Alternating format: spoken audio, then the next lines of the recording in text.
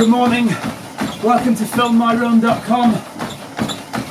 Today we're doing a quick 10k running on Zwift. Zwift is primarily a cycling platform. You can get on a trainer in your kitchen or your garage and you can cycle with other people around the world in real time around various courses such as London, Richmond, USA, and a virtual island called Watopia. Today we're running around the London course, and we're running because Zwift has recently started experimenting with running on their platform. So you can now get yourself a foot pod, a Bluetooth foot pod, and you can link it up to Zwift on iOS, on your iPhone or your iPad.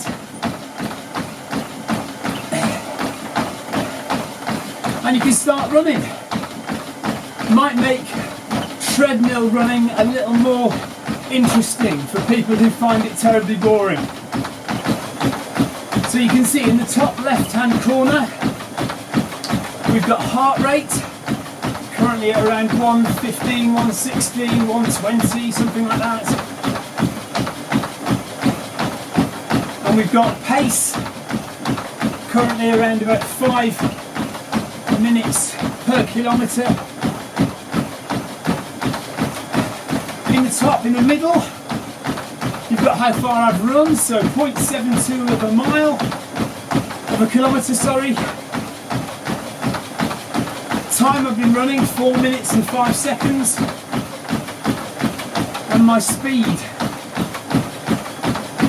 which is about 12.4 kilometres an hour. We've been having a lot of issues with calibration of the foot pods and getting Zwift to be the same as running on the watch or on the treadmill. So I've been out today and I've calibrated the foot pod. I have a feeling I may have over calibrated it a bit, so actually previously when I've been running the foot pod has measured slow, so I've been doing, yesterday I did 10k, but my watch said I'd done 11k, whereas today I think it might be the opposite, so my watch might say I've done 9.5k and Zwift will tell me I've done 10k, but we'll see. So I need to balance out the calibration of the foot pod to get it right.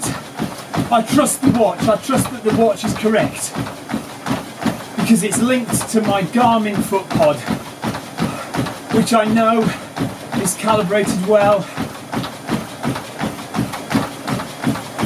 given all the errors that GPS gives you when you're outside and stuff like that. There's 1 kilometre on my watch and we're already over a kilometre on Zwift.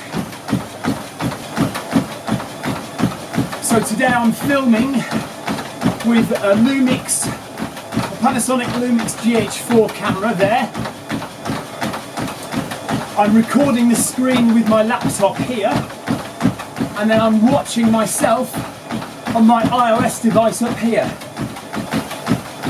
I use the Polar Stride Sensor foot pod for Zwift and the standard Garmin foot pod for my Garmin watch. My treadmill is a very old and battered treadmill.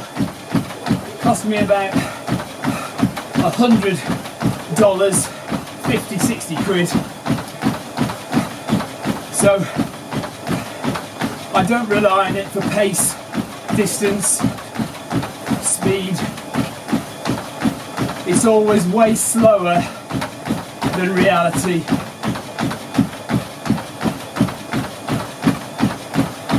Currently the treadmill says I'm doing 11 kilometres an hour, whereas my watch and Zwift are much more true to life. I'm doing about 12 just over 12 kilometres now, which is about 450 per kilometre, which is what both Zwift and my watch are now reading.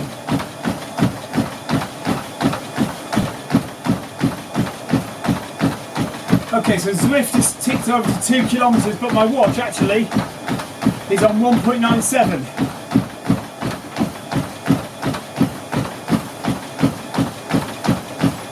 There we are, 2 kilometres on the watch, 447 for that kilometre. Zwift is already on 2.08 kilometres. So again, it's starting to drift. Even though I calibrated the foot pod and thought I'd under-calibrated it, or over, I don't know. Heart rate is nice and relaxed, as you can see, 135. It changes colour as it goes into different heart rate zones. So the harder I work, the darker the colour. So the next zone is orange, and then red after that when I'm in anaerobic or high threshold running. At the moment we're sitting right in the middle, 150. Heart rate will go up when I talk.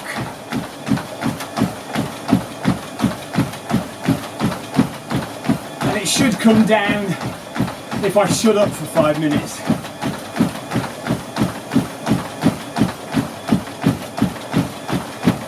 I just had a thought that when I calibrated my foot pod, I wonder if the calibration actually is only in the software on the phone and not transferred to the pod itself. I calibrated using the Polar Beat iOS app, and it may be that the calibration is only relevant for the app. 3 kilometres on the watch, 4:42 for that kilometre, just about to tick over to 3 kilometres now on Zwift. So they're not too far apart, and they're varying, aren't they?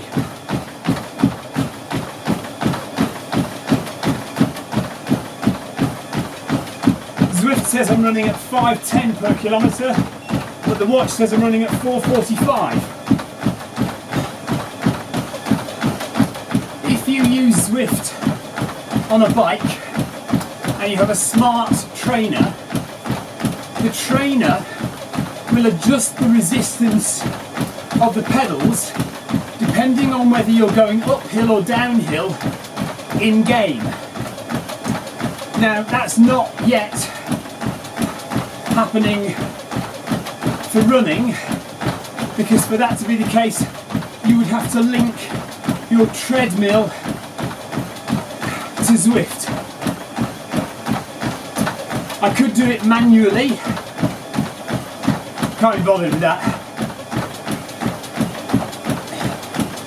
This London course that I'm running today, it's not very hilly really, so we're not going to worry about it. And also Zwift Running, it's not even at the beta stage yet, it's not released on properly yet, so there's a lot of work to do to get it right. On my watch, 4 minutes 41 seconds for kilometre number 4. We are 100 metres away on Zwift. So I'm beginning to think I'm right about that foot pod calibration, that it makes no difference. It only makes a difference when you're using the Polar Beat app, which is the same kind of scenario that I've had before when running on Zwift. I did the first marathon on Zwift, and my watch told me I'd run 45 kilometres when Zwift told me I'd done 42. Just passing the Houses of Parliament, Big Ben on your left.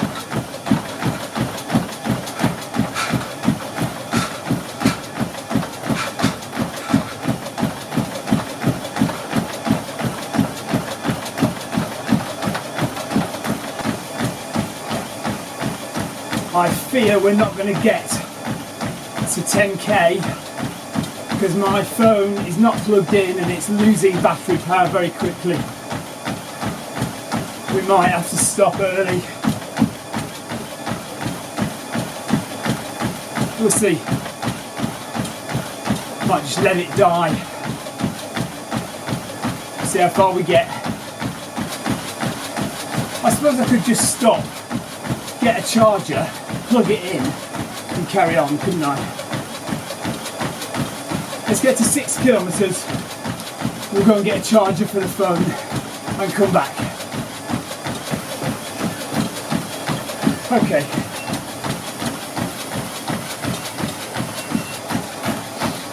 Okay, so Zwift is reading 6.25 kilometres, my watch is reading 6.6 kilometres. It looks like we're about to head up Box Hill, but we're not. We're going to peel off, I think, in a minute. So we're not going to do the big hill, which wouldn't make any difference anyway for a runner. Maybe I am going up Box Hill.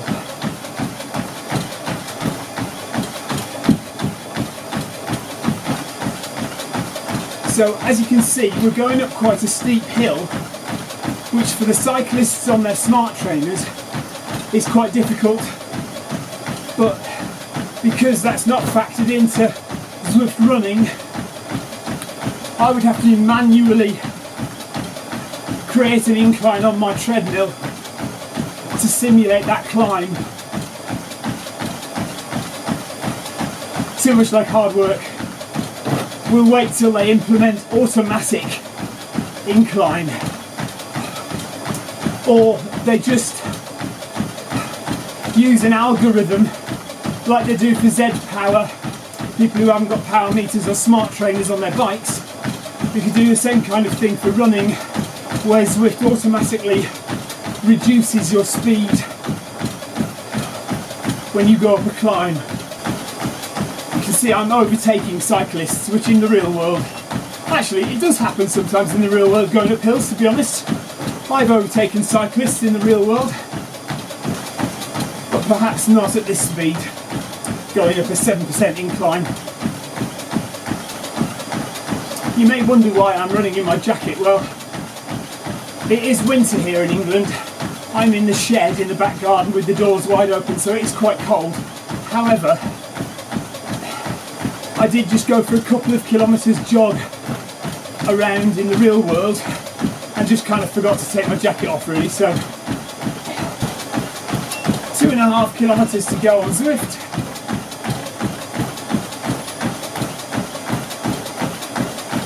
The watch has just ticked over to 8 kilometres, so 500 metres arrears. Okay, 2 kilometres to go, let's speed up a bit.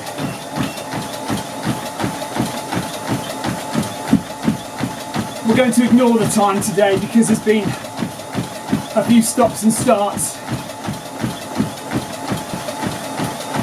9 kilometres on my watch, 8.5 just about on Zwift. Heart rate still going relatively okay really, what you probably would expect for this kind of pace. We're not maxed out, but we're definitely working. Okay, last kilometre, speed up a bit more.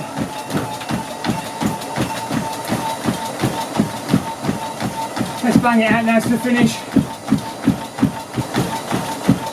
What I have found is the faster you go, the more accurate the Zwift and my watch seem to be, the more in line they seem to be. Okay, 800 metres, so twice around a running track, and then we're finished. That's it on my watch, 10k done, 600 kilometres, 600 metres still to go on Zwift. I've been there, top of Box Hill now, looking out over the Surrey Hills. 400 metres.